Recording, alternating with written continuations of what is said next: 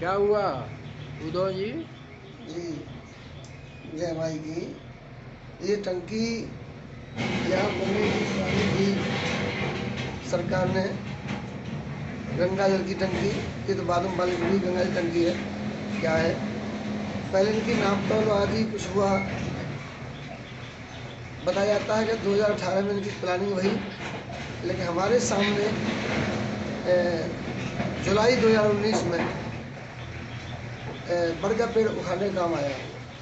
उससे पहले इन्होंने जून में कुछ नाप तोल की, मालूम पड़ा कुछ हो रहा है। लेकिन जब जुलाई 2019 में इन्होंने बड़ के पेड़ को काटने का काम शुरू किया तो हमने मना किया काटने वालों से, भाई क्यों काट रहे हो। उन्होंने कहा कि हम टंकी बनाएंगे। हमने कहा टंकी यहाँ ऐसे पेड़ को काटने नहीं बनी चाहिए।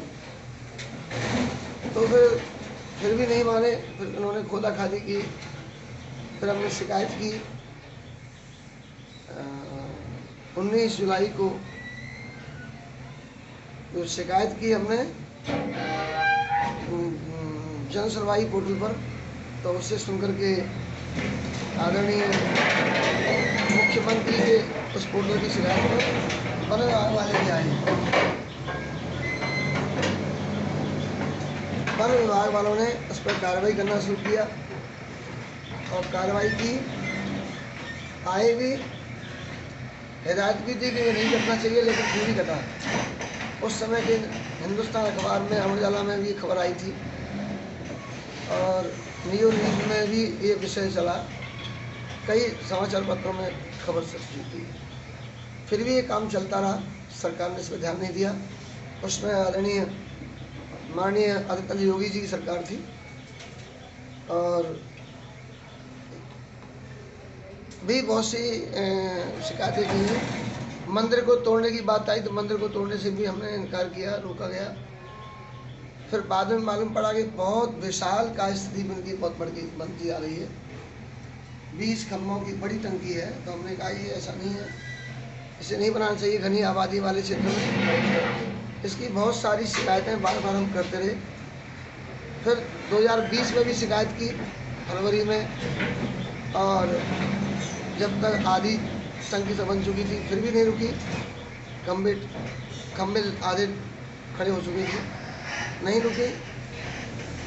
यहाँ के पार्षद ने इच्छा जाहिर की कि ये टंकी बन जानी चाहिए, सबके कल्याण के लिए। गंगा का पानी है। बनाने वाले ठेकेदार ने भी इस पर ध्यान, कुछ सुनवाई नहीं की। इसी की शिकायत सांसद थी उस समय हेमा मालिनी, उनके पास भी की गई। उन्होंने भी इसकी कुछ शिकायत नहीं सुनी। और आसपास के जो बड़े बड़े नेता हैं उनके पास भी खबर गई, डीएम साहब को भी खबर भेजी, आदरणीय प्रधानमंत्री मोदी जी को भी खबर भेजी। ये सब हमारे रिकॉर्डों में है, ये हमने उन सबको भेजी। ये हमारे कागज बात सबूत हैं। जन पोर्टल के माध्यम से भी हमने खबर भी रजिस्ट्री से भेजी, पर आखिरकार वो समय आ गया जो आज दिखाई दे रहा है।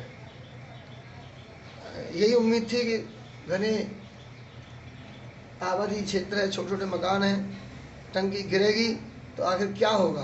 तो वही हालत हुई और वही आशंका थी, वही हो गया, जिसमें कई लोगों की मौत भी होने की आशंका है। 3 मर चुके हैं, इस समय तक 3 मर चुके हैं और भी दबे हो सकते हैं, ऐसा लग रहा है। और अनेकों घायल हैं, अस्पताल में भर्ती हैं, इलाज चल रहा है। मेरी भी चोट आई, मैं भी यहीं पर गिर गया। मैं यहीं पर गिरा, इसलिए गिरा यहाँ पर। जैसे ही मैं यहाँ खड़ा था उधर से जोर से धमाका हुआ, पानी आया, पत्थर आए, मैं गिर गया। यहीं की बात है, इसी जगह की। तो अगर मैं वहाँ होता तो जरूर और ज़्यादा चोट आती थी। और जबकि मैं पहले बाहर था, बाहर से अंदर आया, थोड़ा मैंने यहाँ पानी का काम किया, खेल खत्म हो जाता। पर ठाकुर जी की इच्छा, पूरे घर में पानी भर गया था इसमें। और ये पानी का लीकेज रहा टंकी का, कंप्लेंट की गई लेकिन कोई सुनाई नहीं की। आप भी पड़ोसी हैं, इनको मालूम है गंगा जल के बारे में। कितने बार कंप्लेंट की गई लेकिन कोई सुनवाई नहीं हुई। इसमें एक बार तो इतना ऊंचा पानी उछला था, उसकी कंप्लेंट बहुत काफ़ी ऊपर तक गई। मकानों में उस समय ही पानी भर गया था, लेकिन इस बात पे कोई ध्यान नहीं दिया गया। और आज स्थिति ये हो गई है भयावह कि अगर यहाँ से एक हफ्ते भी मलबा उठाया जाए, लोगों के टूटे हुए मकान पड़े हैं, कोई सरकार इस पर ध्यान नहीं दे रही है इस बात। ये जबरदस्ती थोपी गई है।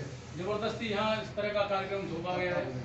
बहुत सारे मकान आसपास के बिल्कुल धराशायी हो गए हैं और जनहानि बहुत हुई है और पूरे माहौल में ऐसा गमगीन है कि न जाने कितना बड़ा जो है उनका जो नुकसान हुआ है उसकी भरपाई के लिए सरकार से वो प्रार्थना करते हैं कि जल्दी से जल्दी उनको मुआवजा दिलवाया जाए और इस जगह पर जो हानि हुई है उसके लिए एक टीम बुला करके उसका मुआयना कराया जाए।